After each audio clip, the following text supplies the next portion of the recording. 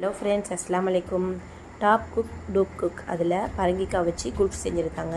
அது நானும் எங்கள் வீட்டில் ட்ரை பண்ணியிருந்தேன். நீங்களும் ட்ரை பண்ணுங்கள். அதுக்கு ஒரு பேனில் 1/2 லிட்டர் பால் நல்லா சுண்டை காசி எடுத்துக்கோங்க. அப்புறம் பரங்கிக்காவை குட்டி குட்டியாக கட் பண்ணி சர்க்கரை சேர்த்து தண்ணி ஊற்றி நல்லா வேக வச்சு எடுத்துக்கோங்க. சுண்டை காசின பாலில் பாதாம், பிஸ்தா, முந்திரி இதெல்லாம் மிக்சியில் அரைச்சி அதில் சேர்த்துக்கோங்க. 2 tablespoon milk powder, Milkmaid add பண்ணி நல்லா காய்ச்சி எடுத்துக்கோங்க. அதுக்கப்புறம் பரங்கிக்காவை மிக்ஸி ஜாரில் சேர்த்து நல்லா அரைச்சி அதில் சேர்த்துட்டு திக்னஸ் வர வரைக்கும் நல்லா கிளறி விட்டு நல்லா வேக வச்சு எடுத்துக்கோங்க.